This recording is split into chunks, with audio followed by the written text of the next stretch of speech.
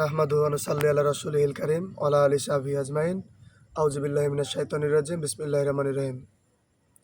সুপ্রিয় দর্শকবৃন্দ, আসসালামু আলাইকুম। আজকে যে বিষয়টি নিয়ে আপনাদের সামনে আলোচনা করব, সেই বিষয়টি খুব গুরুত্বপূর্ণ বিষয়। যদি আজকের এই বিষয়ের কেউ কখনো এক চুল পরিমাণ ভুল ধরতে পারে কিংবা এটাকে মিথ্যা প্রমাণ করে দিতে পারে, আল্লাহর কসম খেয়ে বলি যে আর কখনো ফেসবুকে কিংবা ইউটিউবে কিংবা কোনো সোশ্যাল মিডিয়াতে লাইভে আর কখনো আপনাদের সামনে আসবো না।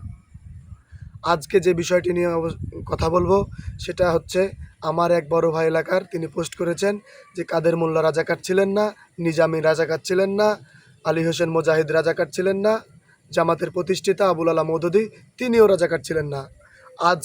আজকে আমি কয়েকটা কথা বলতে চাই যে এই আবুল আলা মওদুদী কে ছিলেন। তিনি 1947-এর আগে তৎকালীন আওয়ামী মুসলিম লীগের বিরোধিতা করেছিলেন।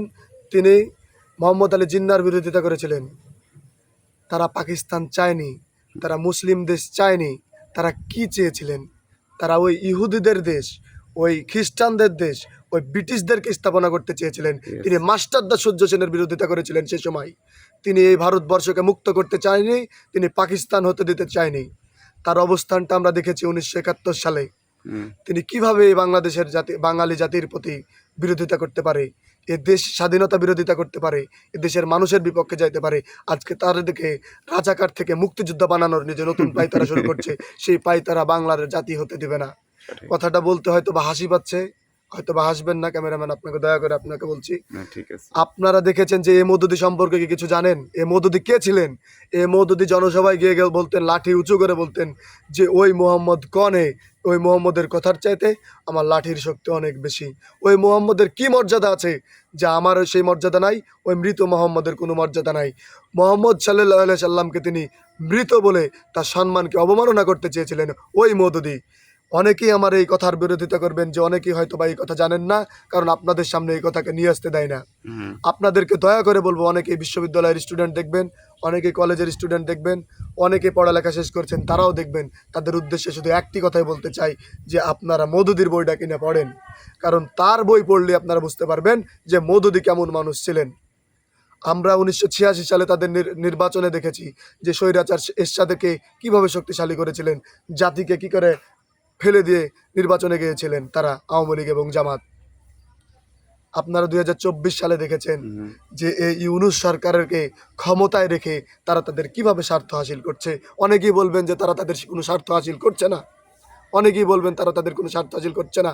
ইউনূস সরকার দেশের জন্য ভালো করছে, জাতির জন্য ভালো করছে। কিন্তু আপনাদেরকে একটি কথা বলতে চাই যে ইউনূস সরকার জাতির জন্য কি করছে?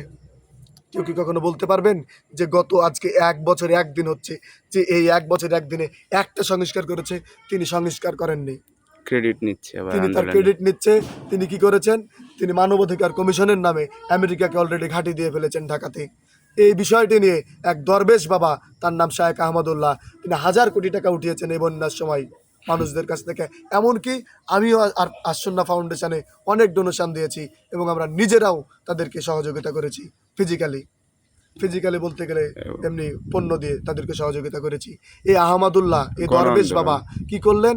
তিনি একজন ব্যক্তি, তার নামটা কি যেন ভুলে গেলাম, এক সমন্বয়ককে তিনি 20 লাখ টাকা দিলেন। আর 24 গণ আন্দোলন তিনি বাড়ি করার জন্য 20 লাখ টাকা দিয়েছেন। এটা কোন দেশের আইন ভাই? আমি দিলাম একজনকে, দুস্থ মানুষকে সেবা করার জন্য, আপনি এক সমন্বয়ককে দিয়ে দিচ্ছেন 20 লাখ টাকা। এই দরবেশ বাবা নাকি এখন মুখ খুলেছে যে মানবাধিকার কমিশনের নামে, জাতিসংঘের যে মানবাধিকার কমিশনের নামে। এই 2024 সালে তাদের যে অবস্থান দেখলেন, গণ আন্দোলন, এই গণ আন্দোলনকে তাদের নিজস্ব আন্দোলন বলে যেভাবে প্রচারণা করছে, এই জাতি কখনো কোনোদিন ভুলবে না।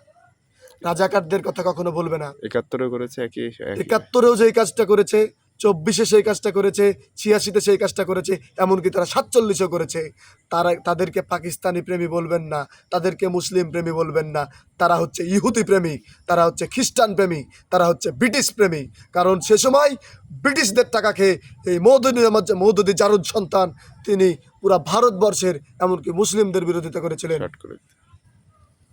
আমিও জানি, তুমিও জানি, জামাত শিবির পাকিস্তানি, বাংলাদেশ জিন্দাবাদ।